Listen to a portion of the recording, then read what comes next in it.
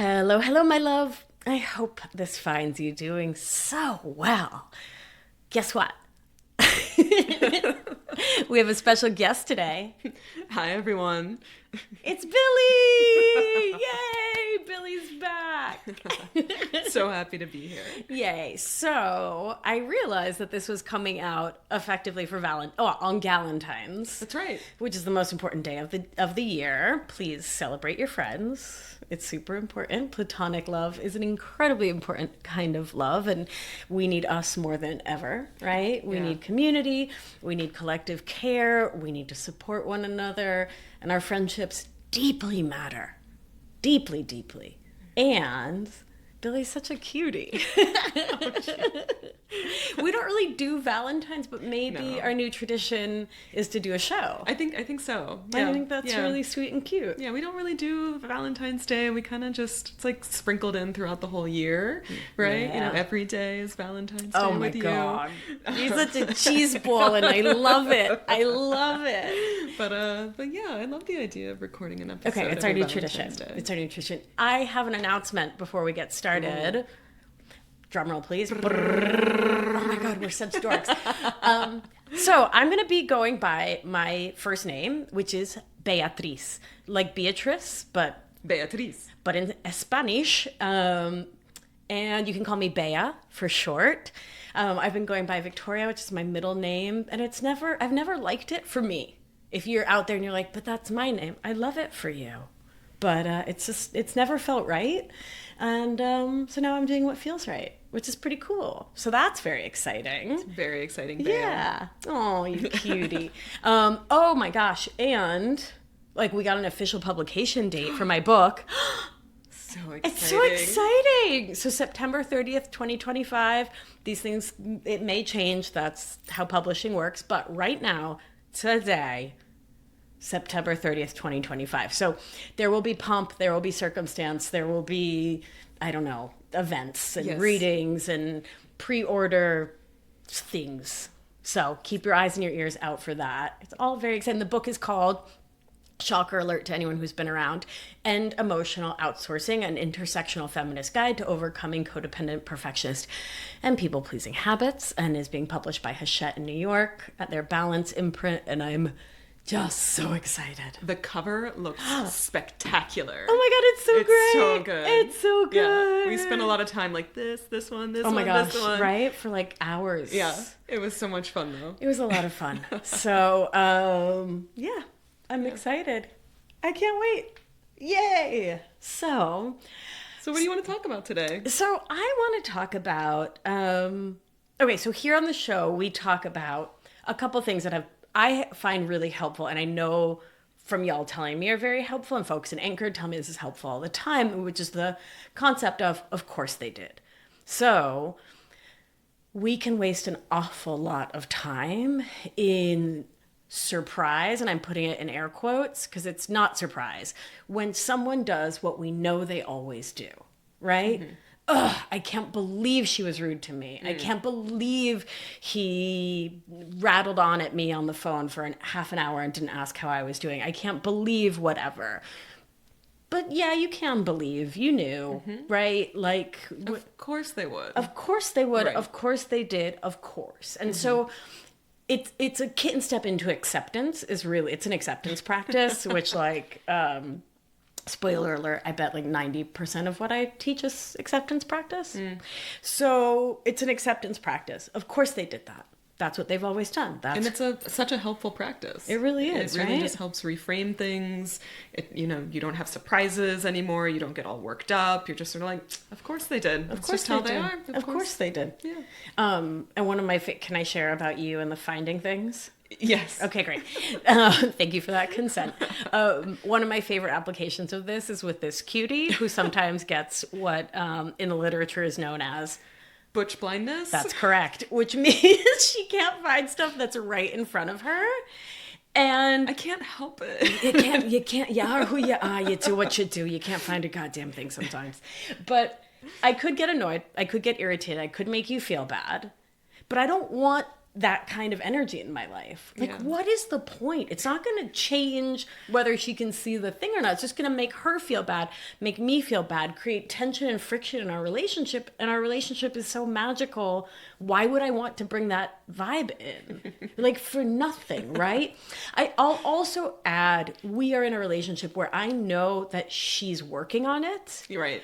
Right. So I think that's also really important. I know she's working on it. I know she's being thoughtful about it. I know she's pausing before she just goes like, where's the milk? Or exactly, whatever. Right? And it's right in front of me. Right, exactly. No, I use my eyes now. I scan the refrigerator, you know? And I love that. I appreciate that so much. And but I think that context is important because we've both been in relationships where that process wouldn't have been respected. Right. There wouldn't have been the energy, right? Like in Argentine, we'd say ponete las pilas, put on your batteries, right? Like other people weren't putting their batteries on because our time wasn't as respected. Right. Is that a diplomatic way to put it? Yeah, that's a diplomatic way of that was, putting it. that was good. That was really good. That was good. Yeah. But anyway, so within that context, I think it's important because people can apply these coaching tools to relationships where like, maybe not, right? Yeah. But within a loving relationship where everyone's actually trying, of course she didn't see it. Of course she couldn't find it. And the thought that I choose is, oh, my little cutie. That's the thought. Oh, my little cutie. Oh, my sweet little cutie. She couldn't find it. Little sweetie. So after looking for a while, if I don't find it, then I will ask where it is. Right. And then I'll go downstairs and I'll just be like, oh, it's literally right there. It's right. It's next to where I was maybe looking, or I just really couldn't see it. The butch blindness is real. It's real. It's real. It's real. I hope there are some butches out there listening and can identify and feel so seen in this butch blindness. Drop us an email, podcast@victoriaalbina.com. Let us know. Tell us about your experience on either side of butch blindness. But yeah, so of course she did. And it can bring this tenderness, this love, this care, a little laughter and sweetness. And most of all, like, I don't get agita, right? Like, I stay chill. My nervous system stays actually in ventral vagal, like in a lot of social engagement and social connection, because it's just like, my little cutie. It becomes silly. It becomes silly and sweet. And caring. Right. Whereas in emotional outsourcing, everything feels like the gravitas is like so intense that it takes us out of our capacity to roll with things because we're making everything mean so much. Right? Yeah. Right. So, of course they did. Then I came up with, of course I did. Because I have ADHD, which means... I don't even know why she's laughing, but pew, pew, pew, pew, pew, pew. Why is this random plate left right here? Why is the water running? Of course I did! Of course I did! Of course I did! Of course I did! Yeah. Which allows me to not be so harsh with myself and allows me to bring in so much kindness and gentleness. Yeah. It started actually around proprioceptive issues.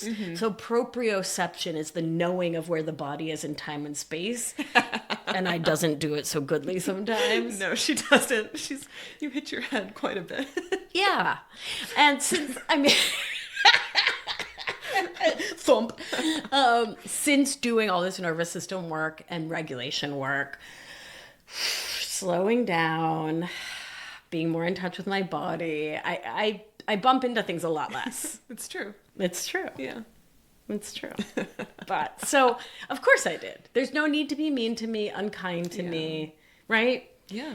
And so we were then thinking about like the things that make this relationship so wonderful and amazing and flow, and like we don't fight, there's not that friction, that tension, that, right? Like it's very easy, right? Easy. And that's not to say that we don't get into arguments or we don't have disagreement. Those are pretty rare, but it's pretty rare. It's pretty rare. But Sure, hypothetically. It's more like you like your steak rarer than I do. That's true. That's true. That's it. That's true. That's I also like cardio less than you do. I like all the cardio. I have a treadmill under my desk. Oh, she just got this treadmill. And I will Very walk excited. for like hours. I just love it. I finally found a cardio that I do like. Which is CrossFit. Yes. Which is like, is it cardio? I like it. My heart rate gets up. It's a cardio that I can really get behind. Yeah. It's the big weights. It's I the like big the big weights. You like the Olympic lifting, which it's is the very best. sexy. So anyway, before we fully digress, we were thinking of like what are the tips and tools and things we can share with y'all in this vein of course they did, of course I did. We realized we do. Of course I would. Of course I would. Of course I would. Yeah.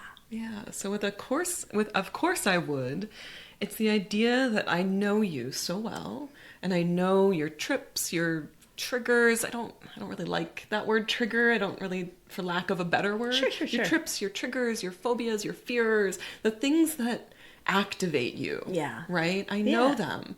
And so as a loving partner, I can either avoid them, right? I can, or I can protect you from them a little bit without being codependent or trying to patronize you in that way. But I can, sort of hold your energy and hold your space and really respect you. Yeah. Because of course I would. Right. Right? Right. And I think like what you were saying, it's really important within the context of, I can take care of myself. Yes. Right? Like that's the crux of our interdependence is that we are these autonomous animals. I trust you that you're good. Right? No one can completely take care of themselves, right? We are interdependent. That's the whole point. But like you can handle Billy. Oh yeah. And I can handle me. And if there is an 8-legged in the house, no, we don't talk about them. We don't need to name them. I've been doing way better. You have been doing so well, but I also introduced you to the 8-leggeds that wear a monocle and a top hat and they jump. They're very cute. They're very, very cute. So, sometimes you just spin it a little bit and, you just make it cute and then it's okay. It's helpful. Yeah. They have a little cane and a top hat. And, like Mr. Peanut. Like Mr. Peanut. And then I just put it under a little cup and I just slide a little piece of paper under it and I say, hey, Bea, there's no one here. I'm just going to take this little friend outside. Just a little, and I just take it outside. Right. Because I know that you don't need to know about it. I know that you don't like, they're not, they're... I'm working on it. I love yeah. all my relations, but I just get a little squirmy. It's a challenge. It's a challenge. It's a challenge. And I'm going to give a shout out to my friend Cubby Bear. Thank you. That person helped me so much at summer camp. Well, would take me to see the orb weavers way out in the forest because their web is stunning, and that really helped. Yeah. So the fib they told me was that they were all women, and they were all my sisters, and I couldn't possibly be scared of them, and it worked. So Cubby Bear, I love you. Anyway, right. So it's like, I'm a grown woman in the world. I've spent most of the decade of my 20s working in the global south. I've dealt with many an 8-legged. Right. I've also dealt with in Mali, in the latrines, there were hissing cockroaches that were like the size of your palm, and you would like be on an overnight shift at the clinic and go in there and open like with your flashlight and you just hear hiss, hiss, hiss. Oh no. It was not cute. It was not my favorite, but I dealt with it. Yeah. So I think the point is to say like of course I can handle myself. Yeah. But you support me so that my energy isn't spent. Like you take care of me, you support me. Yeah. I mean, the 8-leggeds is a great example of like a phobia, but like what about the emotional stuff? Right? I mean, those are the kinds of things that I know as your loving partner. I know what trips you off, what triggers you. And, it's not something that I ever mean to. But I can, as your loving partner, know to be sensitive and be mindful of it and not trying to avoid it. No. But just be mindful and be respectful because I love you and I want to care for you. I mean, I think it's about Yes, and the thing I'm thinking about in there that feels really different in this relationship is this capacity, and I think it's maybe because we both meditate. I think there's something in there and like practice being our own witness and watcher of witnessing the other and ourself at the same time. Does that make sense? Yeah, that does make sense. Right. So, yeah, I'm not avoiding your trips and triggers, but I'm being mindful of them and being aware and staying present because I care for you. Right. And I want to, be aware of what activates you. So I think for me, it's really the difference. So many of us in emotional outsourcing, we bite our tongues and we shrink back and we get dorsal and we like, don't say the thing, right? Because there's that conflict avoidant, right? Because other people's emotional state is our responsibility. And if they're upset, it means something bad about me, right? I am a problem. I messed up. Yeah. I'm responsible if you're upset. So I'm just not going to tell you. I'm not going to bring it up. I'm not going to go there. Right. And I think what feels really different for us is that there's none of that murkiness. Nope. Because we're not making each other's emotions our responsibility. No. Right? If you're upset, and I'm going to love you and hold space for you and care for you, but I'm not going to try to solve it. Right. And I don't feel like you try to do that to me or for me either. Not right? at all. No. Yeah. So that for me gives me so much more spaciousness to just like be really tender and know what's kind and what's not. Right? And I think I really feel like we both are just really thoughtful of being kind and just saying like always choosing the gentlest word. Right. And we're tough broads. Oh yeah. Right? Like it's not that we like can't handle. This is also the New Yorker part of us, right? Like where I want the direct, honest, compelling truth, Right. But also kindness at the same time. Yeah. And I think what's so wonderful we also have is if we do mess up, we have a whole tool that we use that we want to introduce to y'all. Do-overs. It's the best. It's such a great tool. Will you tell them all about do-overs? So do-overs are for those instances where maybe you stuck your foot in your mouth, maybe you couldn't find the milk for the third time in the fridge, or you just an oopsie, or it's just something. And, your partner's annoyed or gets a little activated, but it's not what you meant to do. Yeah. It's not like, I didn't mean to say it that way. Right. Can I have a do-over? Right. So. My favorite is because we're both so dedicated to being really thoughtful and choosing the kind word, not in a like self-policing kind of way, but in a self-awareness, consciousness, presence way. We will often ask for do-overs and the other one isn't annoyed, isn't irritated, isn't upset, didn't even hear. Yeah. So it'll go like this. Well, I mean, I didn't, whatever. Okay. Oh, Bill, hold on. I just heard myself and I don't really like the tone I used when I said that. Can I have a do-over? Absolutely. Right. And she like maybe didn't hear. I didn't hear a thing. Right. Nothing was like wrong. Nothing. I'm in my own world. Right. Yeah. But you're in your own world. Right. And you've got something going on and for whatever reason it came out in a way that wasn't how you meant that. Right. And you heard yourself. Right. And you had the awareness and that watcher observed it and you were able to kind of consciously come back. And with our emotional generosity and the love that we share, you were able to say, hey, can I have a do-over? Yeah. And because I know exactly what that means. Yeah. Yes. Yeah. Give me a do-over. So what does a do-over mean? So a do-over is an opportunity to rephrase or redo an action or something that you said in effort to actually say what you mean to say and the way you mean to say it with your partner. Right. And I'd say, I mean, of course it's for the partnership and it's for your partner, but for me it's for me, right? It's for me to know that I am showing up the way I most want to. I'm being the partner and the person that I most want to be, which is always kind, always loving, always thoughtful, always generous. Yeah. It's so easy to get caught up in just like the hustle of everyday life Yeah. and whatever's happening in the background. You know, it's just so easy to get swept away in those stories and to not come back to presence and to just blurt out something. Yeah. And so that's where we have this tool, and it's so useful. It's so useful. And I think, you know what it does? I feel like I coach at least 47 million times a week in Anchored all about resentment and how easily resentment builds, and how much like those little cuts of like mistakes Yeah. of Yeah. like, there she goes being like harsh with me again, there she goes doing that again, and so it like is this additive like wounding. And how many relationships are sort of, you know, death by a million little cuts, little wounds, because you know they just build up and they fester. And they fester. It's really such a gross word. It's just the word itself. Like it's like green and bubbly.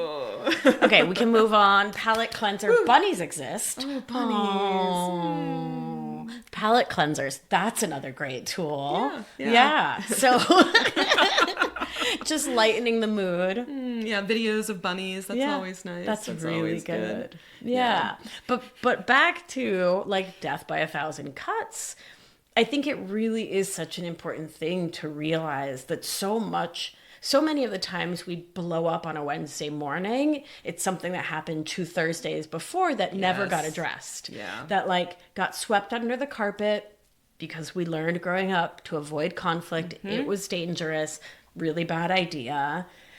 So things don't get addressed. They don't get managed. It just becomes another piece of ouch. And ouch builds up. Yeah. Builds up, that resentment brews, and before you know it, boom. Right. Yeah. Right. And then we can enter the self-abandonment cycle, which I'll link to in the show notes. I have a 4 part series about the self-abandonment cycle, because wow, do we do that? And just like the quickie on that is we overdo for others, we overfunction for others because we're trying to earn safety, belonging, worth, love, care, instead of believing we're worthy of it all, because we are. We are. Oh, cutie. So gay. And then we overdo for others. We get frustrated. They don't recognize it. We're not getting what we want to be getting from putting ourselves out over and over and over again. Then we get PO'd. It builds up. We explode. Something might get thrown. Mean words might get said. There's no do-over. Right? Because like a do-over is the antidote. Right? To the self-abandonment explosion. Because if you can just notice... Well, so anyway, so then self-abandonment, you explode, and then you feel so guilty for having exploded that you self-abandon all the more, and you overfunction more. Meanwhile, because we can also do a do-over for like, hey, I said I was going to do these 473 things around the house, but I actually only have capacity for 470. Do-over on that agreement. Can we revisit it? Yeah, right? That's a good point. Yeah, we've done that. And so that can really help to like not feel that pressure to be that perfectionist and get all the things done. And if you don't get them done, you're terrible. Right. You're terrible. It's true. No, the do-over is so helpful. It really is. Yeah. Right. I think it's one of the strongest tools in our relationship toolbox. It is. Yeah. It is. I think the other thing to add, right, is here it's 2 partners agreeing to this tool, because it's not going to work unless you're both agreeing that whatever happened right before the do-over sort of just gets scrubbed from the collective memory. And I think I'll also add to that, if you're in an abusive relationship, if someone is chronically crossing your boundaries, calling you names, probably not the right environment for like do-over culture until some boundaries and some limits can be respected. Or if you're in an abusive relationship, please get out. And we'll put links to hotlines like we always do. But do-overs are amazing. Yeah. Right? And it is based in and builds so much emotional generosity. Yeah. Anything else you want to add about that? I don't think so. Yeah. I think we covered it. I think we did a really great job. Can I brag on what a good meditation teacher you are? Oh my goodness. Did I just make you blush, my little Swede? Yeah, a little bit, but sure. But may I? Do I have your consent? You have Okay. my consent. So the other day, so in Anchored, we've been having these really important talks about everything that's going on in the U.S., how frightening things are since the inauguration, since the election, but especially since the inauguration, and this chaos swirl that's happening in the U.S. right now. And we've been talking about our big feelings and what to do. And like the question kept coming up, what do I do with all this anger? What do I do with all this sadness? What do I do with all this despair? And so Billey happened to be working from home one day. And I get this text message, hey, can you pop into Anchored right now and teach Tonglen?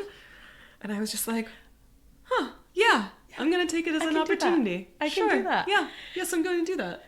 So would you teach the good people? Oh, you don't have to like teach the practice, but would you tell them what Tonglen practice is? Yes. Within your lineage. So Tonglen practice, as I've been taught, not directly by Pema Chodron, but like through her writings. Huh? Oh my goodness.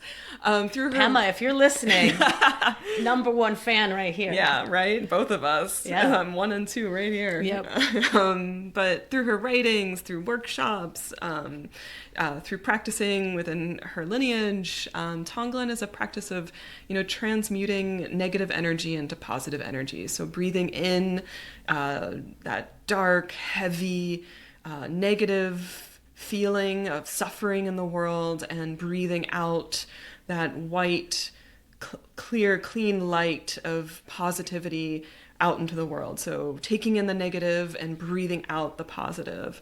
And it's a practice that, it's not one just to jump into. If you haven't started meditating yet, I recommend with just focusing on your breath and shamatha, calm abiding practice.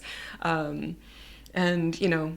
once you feel like you've got that down, then you can start doing some of these more visualization practices. I'm not going to call them advanced practices, because I think it just depends on who you are and like just how connected you feel to energies like this. I appreciate that. Yeah, right. Yeah. It's not necessarily more advanced. No, it's not like, oh, I spent 10,000 hours on a cushion, now I can do Tonglen. It's like, oh no, I can visualize the suffering, and I feel safe within myself to bring that energy in and metabolize it and transmute it and put out positivity with my breath. Right. Yeah. And I want to, as always, good and bad, light and dark, these are terms that come from the Buddhist translations. We, like in the episode where I talked about idiot compassion, right? Yeah. Right? I made the note, I don't know that that's what I would call it. Maybe it's not the most loving term, but that's the translation. And so honoring that that's the translation and naming that it comes from a very old lineage. 2,600 years. Can't be too wrong. Can't be too wrong. Can't be too wrong, those Buddhists. Yeah. Yeah. I had the thought the other day, it was like, did the Buddha like figure out CBT? I mean, kind of, though. Kind of, yeah. Yeah. Do you want to unpack that in case anyone's like, wait, what? Well, I mean, he kind of, figured out that, your thoughts really contribute to your suffering and perception in the world. And if you sort of change your thoughts, you can change your feeling of suffering. That's thought work in a nutshell. I mean, it's also, yes, it's thought work. Yeah. It's CBT. It's the Stoics. I mean, but yeah, I mean, the Buddha was right on with that one. But I'm in social work school right now, so everything is just like, oh, huh, wow, interesting. I'm like drawing all these connections and just having so much fun. It's so fun. You're such a nerd. I love it. Yeah. Yeah. Aw, happy Valentine's. Happy Valentine's Day. I love that you're wearing our wedding earrings. These are the wedding. These are the earrings from our wedding. Yeah. I love them. I don't wear them enough. No, you don't wear them often. They're quite special. They're a lot. And I really appreciate that you put them on for this episode. Yeah, I love you so much. Sweet. I love you so much too. Thank you for coming on the Feminist Wellness Podcast. Well, thanks for having me. Yay. Thank you for supporting me with all the everything from my name change. It's been a lot of paperwork. It's a lot of paperwork. As you know. As I know. I took your last name. So, thank you. Yeah. Yay. So, yeah. Oh, well, thank you. Yeah, you're welcome. Thank you, my loves, for being here. Thanks for listening. Thanks for sharing the podcast with your friends. You can call me Bea from now on. Let's do what we do. Gentle hand on your heart should you feel so moved. And remember, you are safe. You are held. You are loved. And when one of us heals, we help heal the world. Oh, be well, my love. Mwah. Mwah. Talk to you soon. Ciao.